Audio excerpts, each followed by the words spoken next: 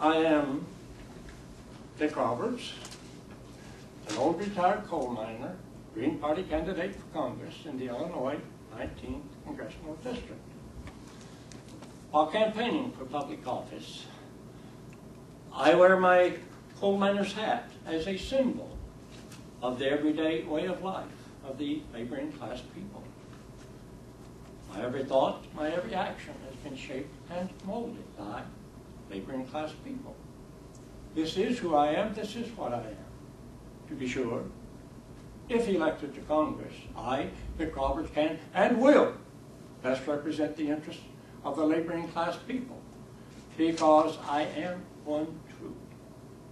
When I represent the laboring class people, I represent my family, my friends, my neighbors, as well as myself.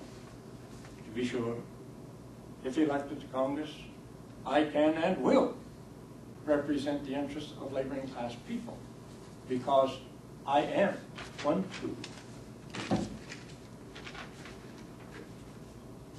At this time, I welcome questions. We were just talking a minute ago, you did get there were like 17 people, I think, or in that range that voted for you in Sangamon. That's what I read. In Sangamon County.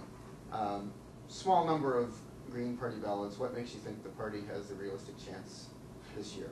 Well, I think those primary votes are rather insignificant, because there was an enormous number of people who wanted to participate in the Democratic and Republican Party primaries for specific candidates.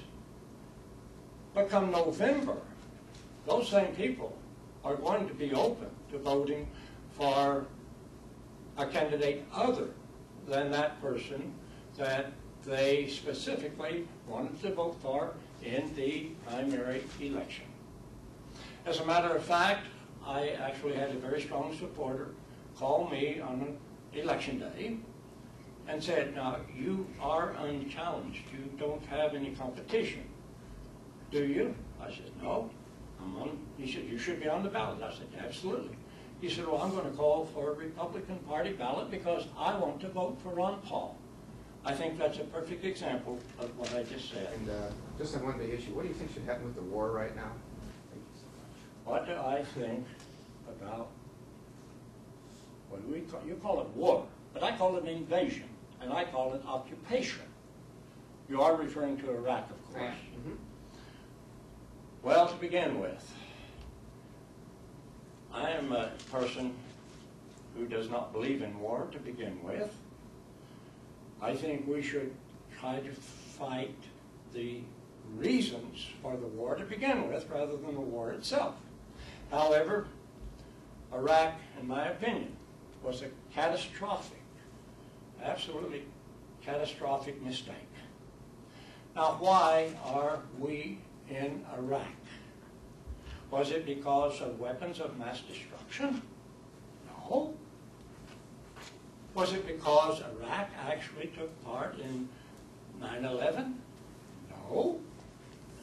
So why are we there? There are many reasons, in my opinion. One certainly is oil. But oil isn't the only reason we're there. We are also there because the war machine is making a fortune out of us being there. I recently read where one smart missile, guided missile, cost us taxpayers, just one, cost $1.5 million. So they are also picking the pockets, the war machine is picking the pockets of us taxpayers by being there. But it goes farther than that. It's also about imperialism.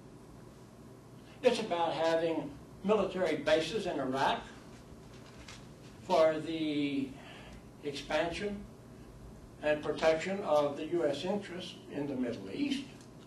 But that's not all. There's another reason why we're there.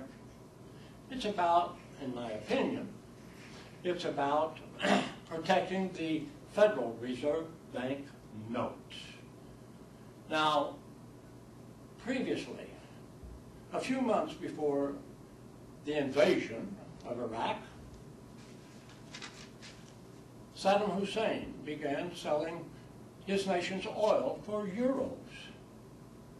This was a no-no. You see, world trade with oil had basically been in Federal Reserve Bank notes. And of course, because of this, other nations have to have a reserve of Federal Reserve Bank notes in order to buy oil. So when Iraq started selling their oil for the euro, guess what?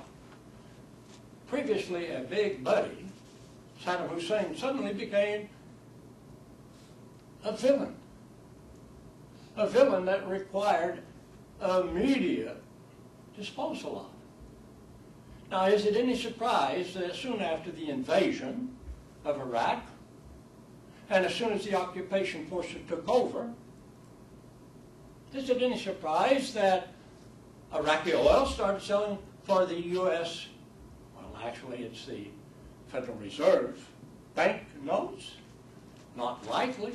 And while we're talking about that, let's look a little further. Let's go into Iran, one of the axes of evil. Well, in my opinion, one of the reasons they're the axis of evil is because they too are in the process of selling their nation's oil for euros. Not only that, they are also setting up their own trade, national, international trade system, where they will not be dependent on the Federal Reserve Bank notes. Any other questions? Are you for immediate withdrawal of our troops from Iraq? Oh, absolutely. Now, I've been against it from the beginning. Now, if it was wrong, in my opinion, before it ever started, how can it be any more right to leave troops there? Two wrongs do not make a right. Absolutely. Immediate withdrawal, just as fast as we can get them out safely. And I do not ask for endorsements. Simply because the only endorsement that I'm really concerned about is the voters on election day. That's the only endorsement I'm concerned about. Any other questions? What do you think should be done about the nation's home mortgage foreclosure crisis? What do we do about it? Well, the first thing we do is look at the cause of it. What has caused it? That's the number one thing. Well, in my opinion, there's two basic causes. First being, of course, that our nation has lost good-paying jobs. The workers just can't afford them any longer. That's the first problem. The second problem is, of course, the bankers who have made absurd loans. Now, why have these bankers made such ridiculous loans to people that, you know, any banker in their right mind that was responsible would not have made those loans? But they did, and they did it in massive numbers. They would take these mortgages, put them together, then they would sell them to investors. And of course, they immediately got their return when the investor bought it. And then in turn could go and pick up more mortgages to do the same thing with. This is why we have such ridiculous situation created by the bankers, as well as perhaps some irresponsible lenders, or borrowers, I should say,